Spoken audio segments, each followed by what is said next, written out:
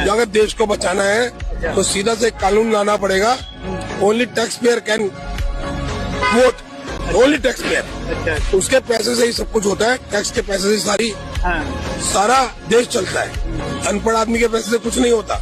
ऐसी वीडियोस जो tax payer का दर्द दिखाती है ना, जनरली ये वीडियोस मिलियंस में जाती हैं, वायरल हो जाती हैं, कमेंट्स, लाइक्स, शेयर्स हजारों और लाखों में आते हैं। अब सरफेस लेवल में मैं आपको एक चीज करेक्ट करता हूं, टैक्स इस देश में हर आदमी देता है। डिफरेंस ये है सिर्फ कुछ लोग डायरेक्ट टैक्स देते हैं, which is income tax. Indirect tax सब देते हैं। तो इस वीडियो में जो मैं पेन पॉइंट एड्रेस करने वाला हूं ना, वो ये है कि जो लोग डायरेक्ट टैक्स दे रहे हैं ना, उनको एक बर्डन सा फील होता है इस पूरे देश का कि वो ही चला रहे हैं, एंड एक फ्रस्ट्रेशन फील होती है।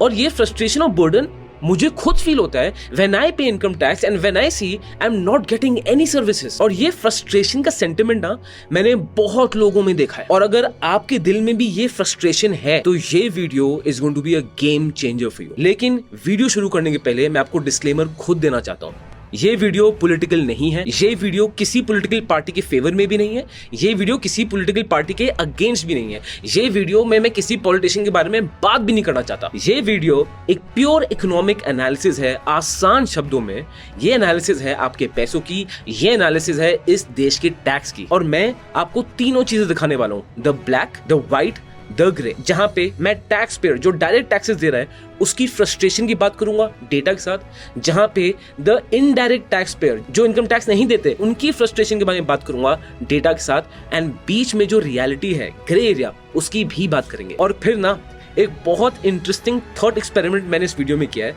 जहां पे अगर सिर्फ इनकम टैक्स पेयर्स वोट करें इस देश में तो आने वाले 20 सालों में इस देश की क्या सिचुएशन होगी। शायद आपका जवाब और आपकी फ्रस्ट्रेशन का इस वीडियो में मैं आंसर कर दूं।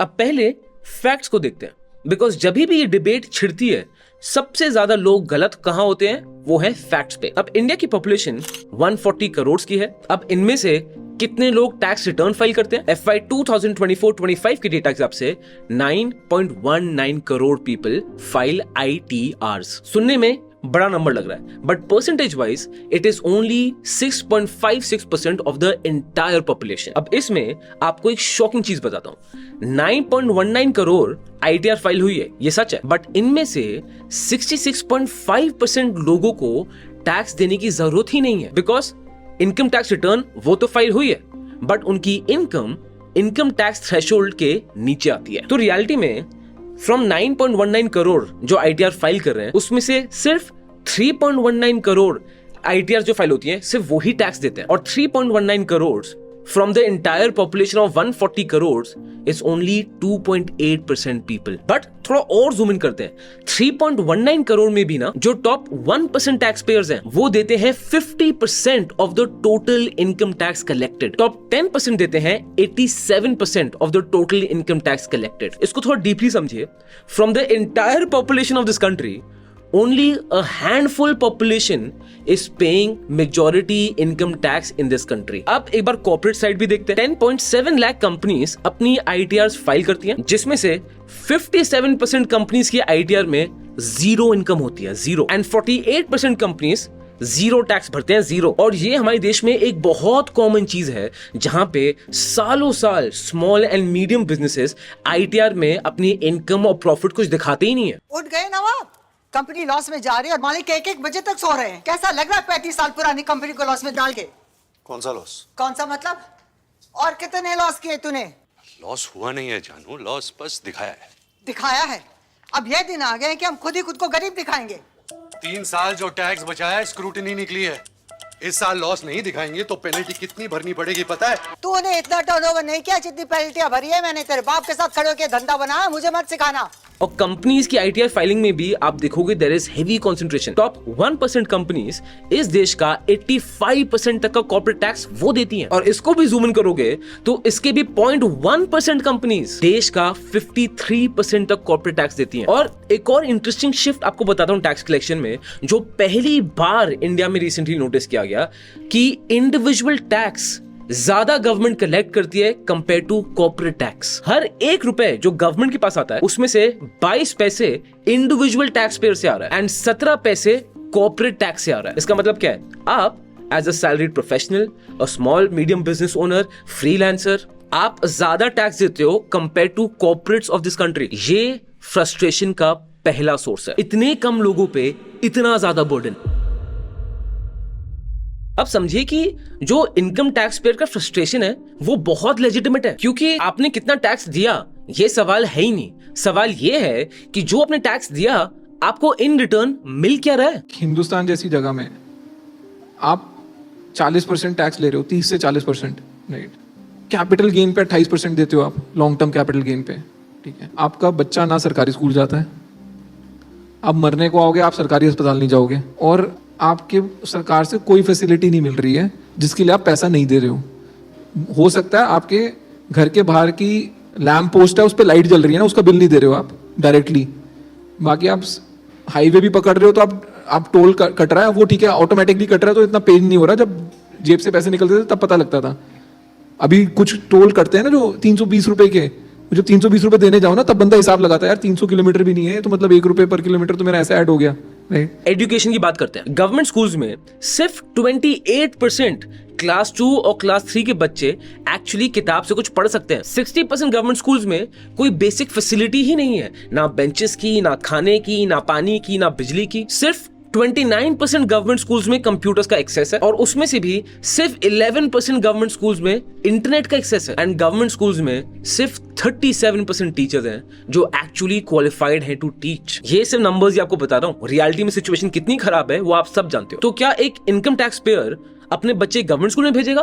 बिल्कुल भी नहीं। उनका बच्चा जाएगा प्राइवेट स्कूल्स में, जो एवरेज 25,000 चार्ज करते हैं 1 साल का, और ये तो पूरे देश के प्राइवेट स्कूल्स का एवरेज है। अगर आप सिर्फ दिल्ली के प्राइवेट स्कूल्स की बात करोगे तो एवरेज है ऑफ 32,000 पर ईयर, मतलब नेशनल एवरेज का 3 टाइम्स मोर। और अगर कोई टॉप प्राइवेट स्कूल में अपने बच्चे का एडमिशन कराना चाहता है, वहां फीस है 12 से 20 लाख साल की। Indian parents global level school fees पे कर रहे हैं, वो भी बेसिक सैलरीज पे। हेल्थ केयर की बात करते हैं। इंडिया हेल्थ केयर पे अपनी जीडीपी का 3.6% खर्च करती है। अब इसको कंपेयर करते हैं। अमेरिका करती है 16.9%, जर्मनी करती है अराउंड 11%। और अगर आप बोल रहे हो कि ये कंट्रीज डेवलप्ड हैं, हमें डेवलपिंग कंट्री से कंपेयर करना चाहिए, तो सर ब्रिक्स की कंट्री से कंपेयर करते हैं। चाइना का हेल्थ केयर में स्पेंड है 5%, ब्राजील का 9.2%, साउथ अफ्रीका का 8.1% and India 3.6%। Out of pocket health spending India में बहुत ज्यादा है। तो टैक्स पेयर को प्राइवेट हॉस्पिटल जाना पड़ता है, जहां पे एक ओपीडी के लिए 500 to 1000 रुपीज चार्ज हो सकता है, और एक हॉस्पिटलाइजेशन के average bill would be from 1.5 to 5 lakhs। Health insurance चाहिए तो वो आपको मिलेगा साल का 20 से 25,000 रुपए तक का। टैक्स देने के बाद भी आपको अपनी हेल्थ खुद ही फंड करनी है। अब आ जाते हैं ट्रांसपोर्ट पे। पेट्रोल पे कितना टैक्स है? Total fuel tax revenue centre और स्टेट दोनों को मिला के 7.5 लाख करोड़ साल का। स्टेट्स का टोटल टैक्स रेवेन्यू सिर्फ फ्यूल से 20 to 25% तक का है। और रिसेंटली जब पेट्रोल पे 10 रुपए लीटर के हिसाब से एक्साइज ड्यूटी कट हो गई थी, तो आपके लिए तो प्राइस कम हो जानी चाहिए, बट क्या प्राइस पेट्रोल की कम हुई? नहीं, क्योंकि वो कट ऑयल कंपनीज के लॉसेस को कवर करने के काम आया था। इन कंपनीज को पेट्रोल पे 24 रुपीज अ लीटर का नुकसान होता है एंड डीजल पे 30 रुपीज अ लीटर का नुकसान होता है। मतलब टैक्स ऊपर से कम हो गया, ऑन पेपर कम हो गया, बट क्या हमें कुछ फायदा मिला? कुछ भी नहीं। और ये तो मैं बहुत सरफेस लेवल बात कर रहा हूँ। इसके ऊपर road tax, toll tax, registration, stamp duty, property tax, GST on under construction houses, इतना टैक्स देने के बाद एक टैक्स पेयर का जो दर्द से ना सिर्फ एक ही आवाज निकलती है, मेरा पैसा टैक्स का जो मैं दे रहा हूँ वो जा कहाँ रहा है। अब जवाब देखिए, गवर्नमेंट के पास जो हर 100 रुपए आते हैं उसका 26 रुपीज सीधा कट जाता है इंटरेस्ट पेमेंट, जो गवर्नमेंट ने लोन पहले लिया था सीधा आउट। 15 रुपए खर्च होता है डिफेंस पे, 15 से 18 रुपए खर्च हो जाते हैं इंफ्रास्ट्रक्चर पे, 15 रुपए सब्सिडीज पे, एजुकेशन पे 8 से 10 रुपए, हेल्थ केयर में 3 से 5 रुपए, 3 से 5 रुपए हेल्थ केयर पे, वो भी पूरे देश की। इसलिए ही एक इनकम टैक्स पेयर के पास कोई ऑप्शन है ही नहीं but to go to a private hospital. और हर इनकम टैक्स पेयर का ना एक ये बहुत डीप बिलीफ है, जो लोग इस देश में इनकम टैक्स नहीं देते वो तो सर इस देश के दामाद बन के बैठे हुए हैं। ना ही वो लोग इकोनॉमी समझते हैं, ना ही वो लोग वोट ढंग से करते हैं, बिकॉज किसी पॉलिटिकल पार्टी ने एक दारू की बोतल पकड़ाई, वोट वहीं हो जाएगा। किसी ने फ्री राशन दे दिया, फिर वोट हो जाएगा। किसी ने 500 रुपए दे दिए, वहां वोट हो जाएगा। और जो इस देश में बहुत छोटा ग्रुप है ऑफ इनकम टैक्स पेयर्स जिनके इनकम टैक्स से देश चल रहा है, उनकी तो कोई सुनता भी नहीं है। पर अगर सिर्फ ये इनकम टैक्स पेयर्स वोट करेंगे तो इस देश को हम सही डायरेक्शन पे ले जा पाएंगे, सही पॉलिटिकल पार्टीज वो पावर में आएंगी, सही एक्शंस वो लिए जाएंगे। ये एक बिलीफ है हमारे देश के इनकम टैक्स पेयर्स में और ये बहुत ज्यादा स्ट्रॉन्ग है। अब आ जाते हैं कहानी की दूसरी साइड में, बिकॉज इस कहानी के दो पहलू हैं। इंडिया की 93% वर्कफोर्स अनऑर्गेनाइज्ड सेक्टर में काम करती है, जिसका मतलब कोई ईपीएफ नहीं, कोई पेंशन प्लान नहीं, कोई हेल्थ इंश्योरेंस नहीं, कोई जॉब सिक्योरिटी नहीं। और इस अनऑर्गेनाइज्ड सेक्टर के 94% वर्कर्स महीने का 10,000 रुपए से कम कमाते हैं। इनकम टैक्स थ्रेशोल्ड से तो बहुत पीछे हैं। एक एग्जांपल लेते हैं ऑफ अ आंगनवाड़ी वर्कर। ये फ्रंटलाइन हेल्थ वर्कर्स जो पूरे देश में काम करते हैं, उनका मंथली ऑनरियम आपको पता है कितना है? 4,500। 2018 से इसको कभी रिवाइज ही नहीं किया है, 7 साल। और ये लोग भी इनकम टैक्स थ्रेशोल्ड के बहुत पीछे हैं। इसका मतलब क्या इस कैटेगरी में जो लोग आते हैं वो टैक्स पे नहीं करते? इस कैटेगरी लोग हर दिन कुछ ना कुछ खरीदते हैं और उन हर चीज पे टैक्स है। सोप पे 5% जीएसटी,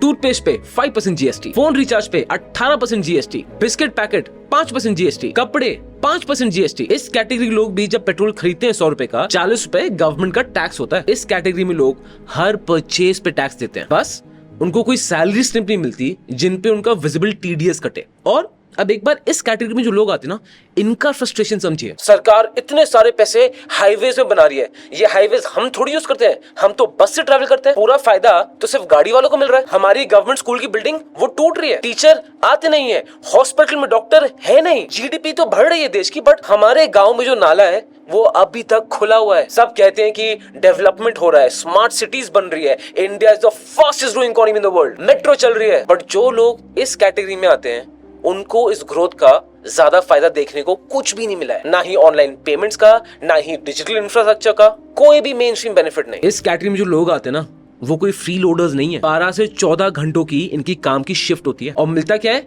दिन का 500 से 800 रुपए। ये लोग अपने बच्चों को पढ़ाना चाहते हैं कि उनको ये जिंदगी देखने को ना मिले, और पढ़ाते हैं सरकारी स्कूल, वो तो हाल हमने पहले डिस्कस कर लिया है। प्राइवेट स्कूल वो अफोर्ड नहीं कर सकते, बीमार हो गए तो गवर्नमेंट हॉस्पिटल में बेड भी नहीं मिलने वाला है, और अगर प्राइवेट हॉस्पिटल ले गए तो प्राइवेट हॉस्पिटल का एक बिल एक तरफ और इनकी पूरे साल की कमाई एक तरफ। इस कैटेगरी में जो लोग आते हैं ना सर, उनके पास एक ही चीज है, वो है वोट। आप एक बार वो फीलिंग सोच के देखिए, जहां इतने सालों से इनकी कम्युनिटीज, ये सब लोग इस सिस्टम प्रेशर के नीचे हैं, सिस्टम को ब्रेक थ्रू नहीं कर पा रहे, बट हर 5 साल में वो एक दिन आता है जब इनका वोट और अंबानी का वोट सेम लेवल पे काउंट होता है। सिर्फ एक वोट। और अगर ये वोट भी ले लिया तो इस कैटेगरी में लोगों के पास बचेगा क्या? आपने दोनों तरफ की फ्रस्ट्रेशन सुन लिए, जो दोनों ही वैलिड है और जो दोनों ही बहुत रियल है। लेकिन अभी भी सोसाइटी में ऐसे कुछ बिलीव्स हैं जिसको डेटा वैलिडेट करता ही नहीं है और कुछ को डेटा वैलिडेट करता है। ये है वो ग्रे जोन। अब इसको समझते हैं। सबसे पहला बिलीफ, इस देश में सिर्फ टॉप 2% लोग वो ही टैक्स भरते हैं, बाकी लोग तो इस देश के दामाद बन के बैठे हुए हैं। अब डेटा दिखाता हूं। इनकम टैक्स सिर्फ एक टाइप का टैक्स है गवर्नमेंट का। अब रेवेन्यू का स्प्लिट दिखते हैं। गवर्नमेंट अगर 1 रुपए कमाती है तो उसमें से 22 पैसे इनकम टैक्स से आ रहे हैं, 18 पैसा जीएसटी से आ रहा है, 5 पैसा एक्सरसाइज से आ रहा है, कस्टम्स से आ रहा है 4 पैसा, इनडायरेक्ट टैक्सेस सारे मिला दूं तो 27 पैसा आता है आउट ऑफ एवरी रुपी। मतलब जीएसटी जो हर एक इंडियन अपनी परचेजेस पे दे रहा है, वो इनकम टैक्स के ऑलमोस्ट बराबर गवर्नमेंट को रेवेन्यू दे रहा है। जब आप पूरा पिक्चर देखते हो ना, तो ऑलमोस्ट हर इंडियन एक टैक्स पेयर है, चाहे वो डायरेक्ट हो या इनडायरेक्ट टैक्स हो। इसमें अब आपको एक और इंटरेस्टिंग पॉइंट बताता हूं। आप इंडिया की पॉपुलेशन को पूरा एक साथ इकट्ठा कर लीजिए। अब जो बॉटम 50% है, उन पे रिलेटिव जीएसटी बर्डन उतना ही है जो मिड 30% पे है, और जो टॉप 20% है उनको जीएसटी बर्डन कम पड़ता है। और अगर आप प्रोपोर्शनली देखेंगे ना, एक गरीब आदमी अपनी टोटल इनकम का ज्यादा प्रोपोर्शन पैसा टैक्स को देता है compare to a rich person. इसलिए इकोनॉमिक्स में इसको बहुत बार प्रूव किया गया है कि इनडायरेक्ट टैक्स एक्चुअली रिग्रेसिव है, बिकॉज इनडायरेक्ट टैक्स जो गरीब है उस पर ज्यादा भारी पड़ता है। अब आते हैं सेकंड बिलीफ में कि जो लोग टैक्स नहीं भरते वो इकोनॉमी में कुछ भी कंट्रीब्यूट नहीं करते। डेटा की बात करें, इंडिया की जीडीपी का 61.4% आता है प्राइवेट कंजम्पशन से, और ये पिछले 20 साल का इंडिया में हाईएस्ट है। अभी कंजम्पशन कर कौन रहा है? जो करोड़ों की ट्रांजैक्शन हो रही है, 10 रुपए की, 50 रुपए की, 100 रुपए की, ये कर कौन रहा है? बिस्किट खरीदने की, चाय खरीदने की, फोन का रिचार्ज कराने की, बस टिकट लेने की, किराना खरीदने की, ये सब मिलके एक साथ इकोनॉमी चलाते हैं। FY 2025 में रूरल कंजम्पशन 7.2% से ग्रो करी थी, which is a 17 quarter high. ये सिटी से बहुत ज्यादा है। आप एक बार इसका मतलब सोचिए, वो लोग जो इस देश में इनकम टैक्स नहीं भरते हैं, वो इंडिया के जीडीपी के सबसे बड़े ड्राइवर हैं। और अगर उनकी परचेजिंग पावर गिर गई तो आप खुद सोचिए, FMCG companies, Dabur, Hindustan Unilever, Britannia, इनका होगा क्या? और इससे effect finally income tax payer को पड़ेगा, क्योंकि उसने तो म्यूचुअल फंड्स में इन्वेस्टमेंट कर रखी है, एंड म्यूचुअल फंड्स इन्वेस्ट करती है इन कंपनीज में, इन कंपनीज का प्रॉफिट होगा नहीं, तो इनकम टैक्स पेयर की म्यूचुअल फंड्स की NAV वही कम हो जाएगी। आप देख रहे हैं कैसे सब चीज कनेक्टेड है। क्या मैं सक्सेसफुल हो पा रहा हूं आपको इकोनॉमी ओवरऑल दिखाने के लिए, एक ब्रॉडर पिक्चर देने के लिए? फिर आते हैं बिलीफ नंबर 3 पे कि यार अगर मैं इनकम टैक्स पेयर हूं तो मुझे अच्छी सर्विसेज मिलनी चाहिए ना, वो तो मुझे मिलती नहीं है। डेटा पे चले तो ये बिल्कुल सच है, और वो भी हमारी लाइफ के हर टेंजेंट पे, चाहे मैं बात खाने की करूं, हेल्थ केयर की करूं, ट्रांसपोर्ट की करूं, एजुकेशन करूं, हर एक चीज में सच है। जो एक इनकम टैक्स पेयर की फ्रस्ट्रेशन है कि इतना टैक्स देने के बाद भी मुझे कुछ नहीं मिलता, ये बहुत डेटा बैकअप है। और यहाँ पे समझना ना ये बहुत जरूरी है कि प्रॉब्लम ये नहीं है कि वोट कौन कर रहा है, प्रॉब्लम ये है हमारे देश का सिस्टम, टैक्स यूटिलाइजेशन वो कैसे कर रहा है। हर 100 रुपए जो गवर्नमेंट कमाती है उसमें से 26 रुपीज तो सीधा कट हो जाते हैं पुराने लोन्स के इंटरेस्ट पेमेंट पे। अब क्या इसमें एक इनकम टैक्स पेयर की गलती है? क्या वो लोन उन्होंने लिया था? क्या वो डिसीजन उनका था? ये किसी वोटर की गलती का सवाल नहीं है, ये सवाल है हमारे देश की फिस्कल मैनेजमेंट का। और एक ऐसा स्टैट है जिसके बारे में कोई बात नहीं करता, 14.6 लाख करोड़ रुपीस हमारे देश में इनकम टैक्स डिस्प्यूट में अटका हुआ है, फंसा हुआ है पैसा वो। और हमारे देश के पूरे साल का जो इनकम टैक्स कलेक्शन होता है वो है अराउंड 14.38 लाख करोड़ रुपीस। तो जो पैसा अटका हुआ है वो एक साल के इनकम टैक्स कलेक्शन उससे भी ज्यादा है। मतलब टैक्स तो कलेक्ट हो रहा है, बट उस टैक्स के पैसों का जो आपके हिसाब से यूज होना चाहिए वो तो एक्चुअली डिस्प्यूट्स में फंसा हुआ है। ये एक सिस्टम इनएफिशिएंसी है, वोटर की नहीं। एंड अगेन, ये किसी पॉलिटिकल पार्टी की इनएफिशिएंसी नहीं है, ये इनएफिशिएंसी हमारे देश में इंडिपेंडेंस से चलती आ रही है। चलिए अब उस थॉट एक्सपेरिमेंट की बात करते हैं। आप इमेजिन करिए आप बैठे हैं 2046 में, 20 साल आगे, और इन 20 सालों में इंडिया में जो सिस्टम बना कि सिर्फ इनकम टैक्स पेयर सिर्फ वो ही वोट करेगा, तो इंडिया का 2046 में सिचुएशन होगी क्या? ये सिनेरियोस मेरे हिसाब से, मेरे रिसर्च के हिसाब से हैं। अगेन, आप इन सिनेरियो से कमेंट बॉक्स में से अग्री डिसएग्री कर सकते हैं, या फिर कोई नया सिनेरियो जो टेंजेंट शायद मैंने नहीं सोचा, आप वो भी कमेंट बॉक्स में जरूर बताना। सिनेरियो नंबर 1, अर्बन बूम होगा एंड रूरल है वो कोलैप्स कर जाएगा। अब अगर वोट्स सिर्फ इनकम टैक्स पेयर्स करेंगे और ज्यादातर ये income tax payers urban areas में ही हैं, तो ऑफ कोर्स पॉलिटिशियंस का मेन फोकस कहां जाएगा? सिर्फ अर्बन एरियाज में। जिन पॉलिसीज को प्रायोरिटी दी जाएगी वो होगी low income tax, better metro systems, smart cities, IT parks, better infrastructure. This sounds beautiful, लेकिन वहीं पे रूरल इंडिया का क्या होगा? फंडिंग रुक जाएगी या फिर कम हो जाएगी। वहां पे रोड्स की हालत, इंफ्रास्ट्रक्चर की हालत और खराब, गवर्नमेंट स्कूल्स की हालत जो ऑलरेडी खराब है वो और डिटोरेट करेगी। एग्रीकल्चरल सब्सिडीज खत्म तो नहीं होंगी बट बहुत ड्रास्टिकली रिड्यूस हो जाएंगी। इसका रिजल्ट क्या होगा? पहली चीज तो मैसिव माइग्रेशन होगा, लोग गांव से सब के सब आएंगे सिटीज में, और सिटीज का इंफ्रास्ट्रक्चर इसको हैंडल ही नहीं कर पाएगा और ओवरवेल्म हो जाएगा, स्लम्स बनना शुरू हो जाएंगे। और सबसे इंपॉर्टेंट, इस देश में जो रूरल इकोनॉमी है ना, वो हमारे देश की सप्लाई चेन की बैकबोन है, वो कोलैप्स हो सकती है। फूड प्राइसेस 3 to 4 टाइम्स बढ़ सकते हैं बिकॉज एग्रीकल्चर में सब्सिडीज कम हो गई है।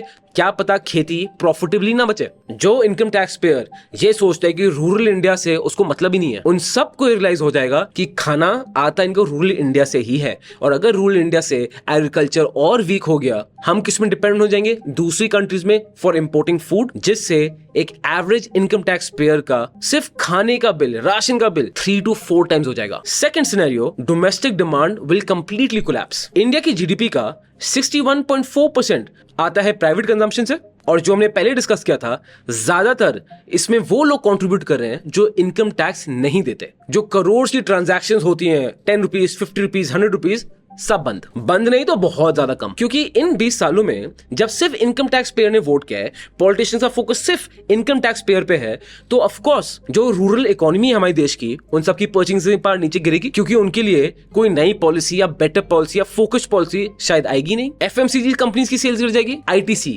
HUL, ब्रिटानिया, इन सब का रेवेन्यू नीचे। टेलीकॉम सेक्टर में एयरटेल, जियो, इन सब का ARPU वो भी नीचे। ऑटो कंपनीज जैसे मारुति, हीरो, इनकी एक्स्ट्रा ऑर्डिनरी सेल ज्यादा होंगी नहीं, क्योंकि शहरों में ज्यादातर लोगों के पास गाड़ियां होती ही होती हैं, और वो एंट्री लेवल जो बायर है वही गायब हो जाएगा। इन सब कंपनीज के स्टॉक प्राइसेस नीचे आ जाएंगे। फिर जो इनकम टैक्स पेयर का म्यूचुअल फंड पोर्टफोलियो है, जो 20 साल से उस म्यूचुअल फंड पोर्टफोलियो में SIP कर रहे हैं, उनको सिर्फ मीडियोकर रिटर्न्स दिखने वाली हैं, because domestic demand is completely collapsed. Income tax payer जो चाहता है कि यार जो वो टैक्स में पैसा दे रहे हैं वो पैसा बचे, वो उस भ्रम में है कि उनका पैसा बच रहा है, बट रियलिटी में वो पैसा सिर्फ अर्बन सेंटर्स में डाल के उन्होंने अपनी कंपनी जहां पे वो इन्वेस्टेड है, या वो इनकम टैक्स पर जहां काम कर रहा है, या वो कंपनी शायद ओन करता है, उन सबकी डोमेस्टिक डिमांड वो ही किल कर दी। अब आते हैं सिनेरियो नंबर 3 पे, सोशल इंस्टेबिलिटी। अगर 95% पॉपुलेशन का जो डेमोक्रेटिक राइट है वोटिंग का वो ही छीन लिया गया, तो हिस्ट्री यही बताती है कि ये एक्ट साइलेंटली एक्सेप्ट होता नहीं है। ब्राजील में 1881 में साराविया लॉ ये इंट्रोड्यूस किया, जहां पे लिटरेसी टेस्ट किए गए, बहुत सारे टेस्ट किए गए, और जो लोग क्वालिफाई किए सिर्फ उन्हीं को वोटिंग राइट्स दिए, सो दैट इकोनॉमी सही डिसीजन हो, सो दैट लीडर्स ढंग के चूज हो। 80% पॉपुलेशन का वोटिंग राइट खत्म। रिजल्ट क्या था?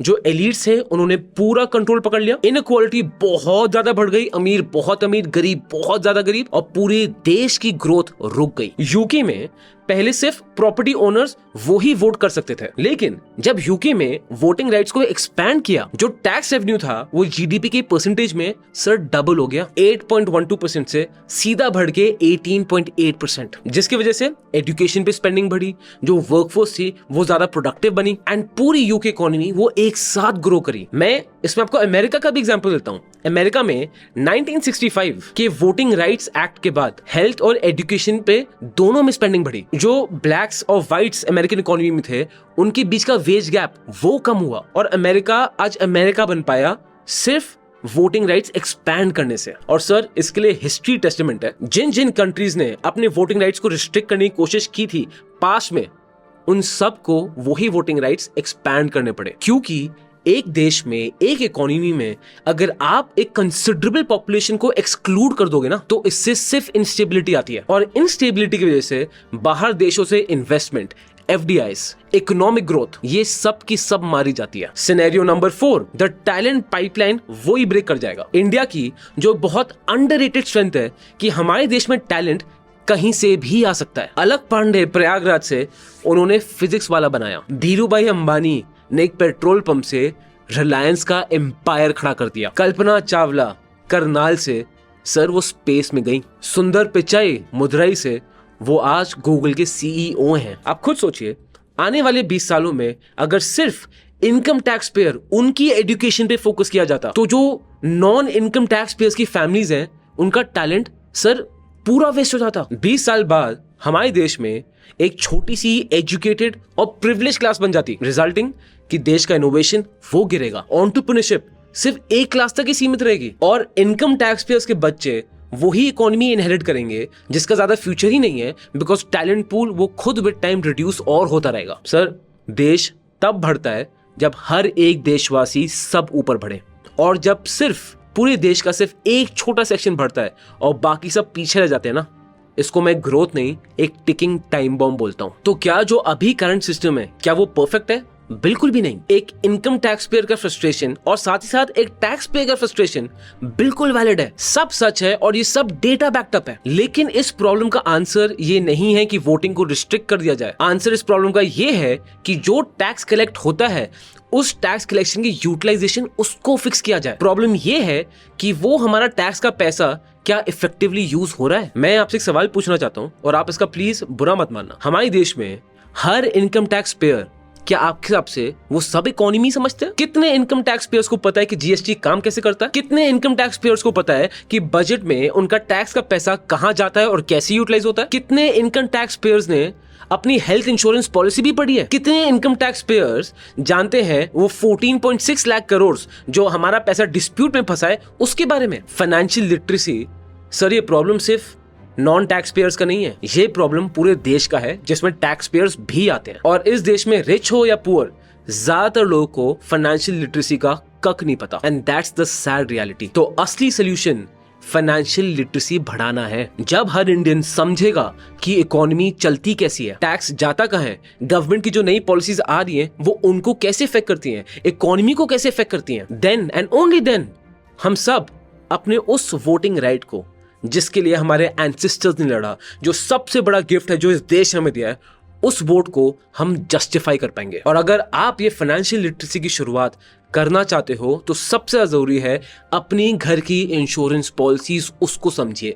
चाहे वो LIC पॉलिसी हो, टर्म हो, हेल्थ हो, किसी भी टाइप का इंश्योरेंस एंड टू एंड उसको समझिए, कंपेयर करिए। और ये आप खुद कर सकते हो, ChatGPT और क्लाउड में जाके अपने पॉलिसी डॉक्यूमेंट्स को अपलोड करिए और क्वेश्चंस पूछिए कि आपकी पॉलिसी है कैसी, इसमें क्या क्या कवर है, क्या नहीं है। और अगर आप इसमें मेरी हेल्प चाहते हो तो मैंने एक छोटा सा कोर्स बनाया है जहां पे I give you a certain set of prompts, a certain set of systems, जहां पे आप अपनी इंश्योरेंस पॉलिसीज को कंपेयर कर पाओगे, समझ पाओगे कि इनके यूज केसेस क्या है, ये समझ पाओगे कि आपकी पॉलिसीज की रिस्ट्रिक्शंस क्या है, क्या आपको ये पॉलिसीज कंटिन्यू करनी चाहिए या मार्केट में बेटर पॉलिसीज अवेलेबल हैं, जो क्लेम्स आपके बीच में अटके हुए हैं, हाउ टू मेक श्योर कि आप वो अच्छे से रिकवर कर पाओ, पॉलिसीज के मिड लाइन पढ़ पाओ। और ये पूरा प्रोग्राम पे अभी 77% ऑफ चल रहा है एंड अवेलेबल है at the price of only 700। This would be your first step towards financial literacy.